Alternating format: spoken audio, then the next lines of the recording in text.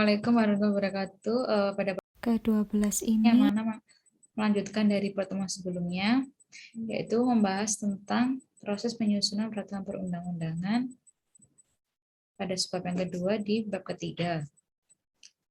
Adapun pada pertemuan ini, Ibu akan membahas dalam materi yang pertama mengenai ketetapan Majelis Musyawaratan Rakyat, yaitu ketika MPRS dan MPR masih berkedudukan sebagai lembaga tertinggi negara. Salah satu produk hukum MPR, ketetapan MPR adalah putusan majelis yang memiliki kekuatan yang hukum mengikat ke dalam dan luar majelis. Adapun yang dimaksud dengan ketetapan Majelis Musyawaratan Rakyat dalam Undang-Undang Nomor 12 Tahun 2010 adalah ketetapan Majelis Musyawaratan Rakyat yang masih berlaku sebagaimana dimaksud dalam pasal 2 dan pasal 4. Ketetapan Majelis Musyawaratan Rakyat Republik Indonesia Nomor 1/MPR/2003 tentang peninjauan terhadap materi dan status hukum ketetapan Majelis Musyawaratan Rakyat sementara dan ketetapan Majelis Musyawaratan Rakyat tahun 1960 sampai dengan tahun 2002 tanggal 7 Agustus tahun 2003. Selanjutnya, pada pasal 2 ketetapan MPR nomor 1/MPR/2003 menegaskan bahwa beberapa ketetapan MPRS dan MPR yang masih berlaku dengan ketentuan adalah sebagai berikut. Yang pertama, ketetapan MPRS Republik Indonesia nomor 155/MPRS/1966 tentang pembubaran Partai Komunis Indonesia atau PKI, menyatakan sebagai organisasi terlarang di seluruh wilayah NKRI bagi PKI, dan larangan setiap kegiatan untuk menyebarluaskan atau mengembangkan paham atau ajaran komunisme atau Marxisme-Leninisme. Yang kedua, ketetapan MPR RI Rakyat Indonesia nomor 160/MPR/1998 tentang politik ekonomi dalam demokrasi ekonomi. Yang ketiga, ketetapan MPR RI nomor 5/MPR/1999 tentang penentuan pendapat di Timur Timur.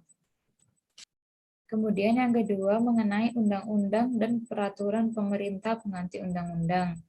Undang-undang adalah peraturan perundang-undangan yang dibentuk oleh DPR dengan persetujuan bersama Presiden. Undang-undang dan peraturan pemerintah pengganti undang-undang memiliki kedudukan yang sederajat. Suatu rancangan undang-undang dapat diusulkan oleh DPR atau Presiden. Proses pembuatan undang-undang apabila rancangan diusulkan oleh DPR sebagai berikut. Yang pertama, DPR mengajukan rancangan undang-undang secara tertulis kepada Presiden. Yang kedua, Presiden menugasi menteri terkait untuk membahas rancangan undang-undang bersama DPR.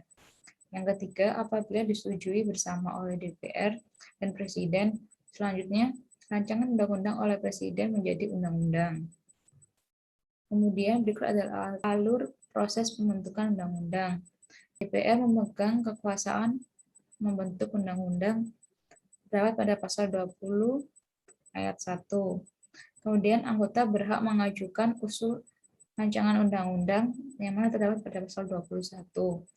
Kemudian rancangan undang-undang dibahas oleh DPR dan Presiden untuk mendapatkan persetujuan bersama pasal bersama, yaitu terdapat pada pasal 20 ayat 2. Kemudian untuk mendapat persetujuan bersama, Presiden berhak mengajukan rancangan undang-undang terdapat pada pasal 5 ayat 1.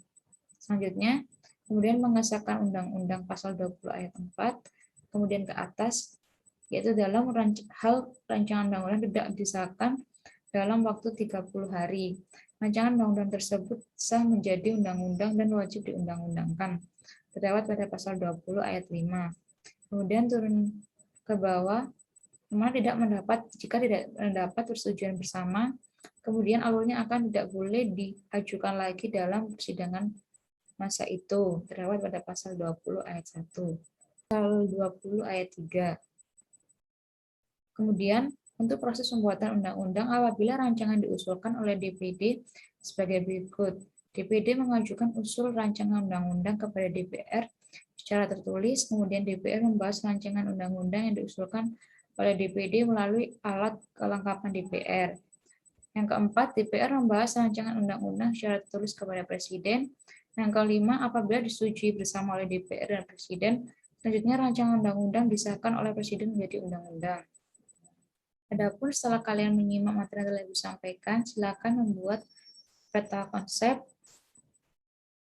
yang mana itu merupakan penugasan 8.2. Buatlah peta konsep segratis mungkin, kemudian dikumpulkan di Edmodo. Kurang lebih itu yang bisa Ibu sampaikan. Dan jika terdapat salah kata Ibu, mohon maaf. Terima kasih. Saya bertemu di pertemuan selanjutnya. Wassalamualaikum warahmatullahi wabarakatuh.